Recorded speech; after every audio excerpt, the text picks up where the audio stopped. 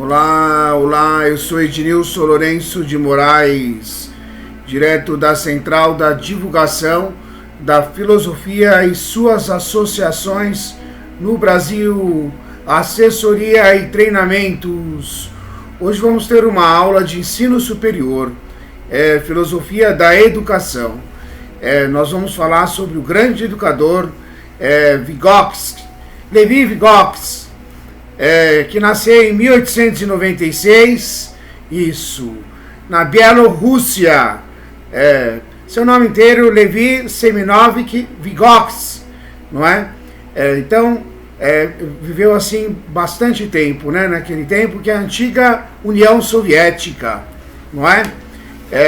E assim vamos falar das abordagens principais, principalmente para quem estuda assim para concursos públicos, para poder aprender com compreensão.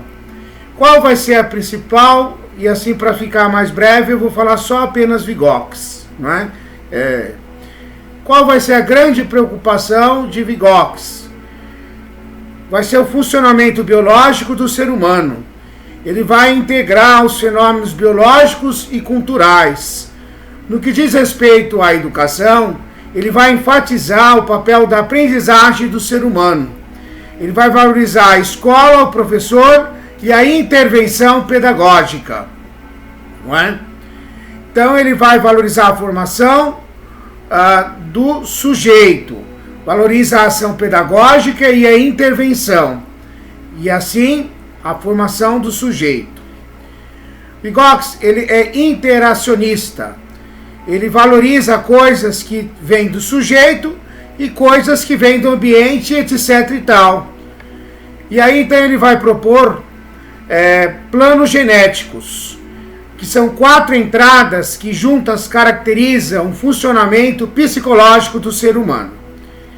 E quais são essas 4 entradas que juntas caracterizam o funcionamento do ser humano?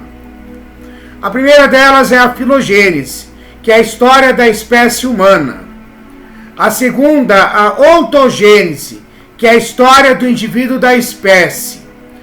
A terceira é a sociogênese, que é a história do meio cultural que o sujeito está inserido. E a quarta, a microgênese, que é um aspecto mais microscópico do desenvolvimento. Vamos abordar cada uma dessas características do funcionamento psicológico do ser humano, não é? Essa aula vai ser dividida em várias etapas e a primeira vamos abordar então, mas vamos abordar as 4 aqui, não é? Para não ficar assim jogado a isso. Então a primeira, a filogênese, diz respeito à história de uma espécie animal, que define, portanto, os limites e possibilidades de funcionamento psicológicos. Vejamos então. Tem coisas que a gente é capaz de fazer e tem coisas que nós não somos capazes de fazer. Por exemplo, próprio da espécie humana, somos bípedes. Temos uma certa conformidade nas mãos que nos permite movimentos finos, como, por exemplo, manusear uma pinça, não é? Então, isso é próprio da espécie humana, não é? Tem coisas que fazemos, porém tem coisas que nós não fazemos. A gente anda, mas nós não voamos. Então, uma das características da espécie humana, temos a plasticidade do cérebro. O cérebro se adapta a muitas circunstâncias diferentes. Isso está ligado ao fato de que quando nascemos, somos os menos prontos ao nascer. Nós somos os menos prontos, mas de acordo com a formação que tivemos culturalmente, de outras formas, sobre outros aspectos, isso tudo vai se definindo. Temos com isso uma parte de envolvimento um tanto e bem, né? Esse tanto ele é muito grande e aberto, flexível. Então depende do que o ambiente fornecer, o cérebro vai se adaptando e funcionando de determinado jeito, não é? Então tudo isso nós temos a filogênese. Agora vamos à segunda, a ontogênese. O segundo plano genético que Vygotsky retrata é o desenvolvimento do ser humano. É a pertinácia do homem à espécie. Nasce, cresce, desenvolve e morre. Vejamos aqui. Tanto a filogênese quanto a ontogênese estão ligados à questão genética da espécie. Então aí entra, a criança nasce em determinada posição, deitada, depois aprende a sentar, depois a engatinhar, andar e assim por diante. Daí uma sequência de desenvolvimento da espécie. A terceira, sociogênese. O terceiro plano postado por Vygotsky é chamado de sociogênese, que é assim, a história do sujeito onde ele está inserido. Daí as formas no relacionamento cultural que interferem no indivíduo. Daí definem, de certa forma, o raciocínio psicológico. Então esta significação da relação da cultura tem dois aspectos. O primeiro aspecto, a cultura funciona como um alargador das potencialidades humanas. Como, por exemplo, o homem não voa. Agora ele voa porque criou o avião. O homem não nada. Quer dizer, ele não é peixe, mas ele agora aí ele pode mergulhar porque tem toda uma aparelhagem aqui criada. Então, quer dizer, essa engrenagem humana, essa engenharia humana que cria dentro da evolução, dentro das questões sociais, sociogênese. Então esse é um aspecto, o primeiro aspecto.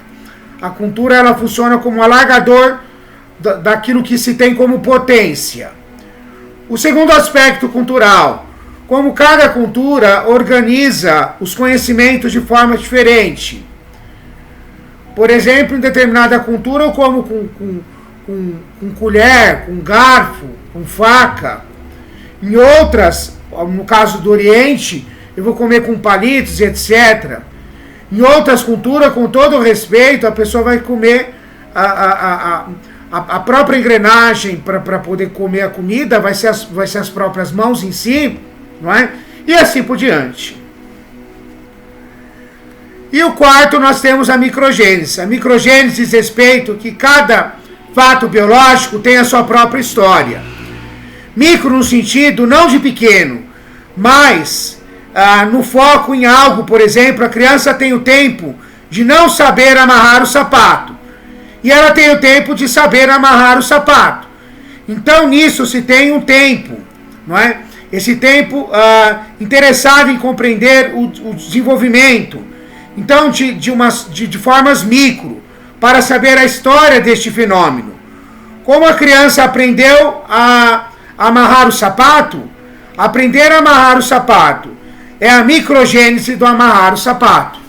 Então você tem aí um aspecto em que ela desenvolve determinadas competências e habilidades, e aí então essa é a microgênese, um aspecto importantíssimo para ultrapassar barreiras, não é?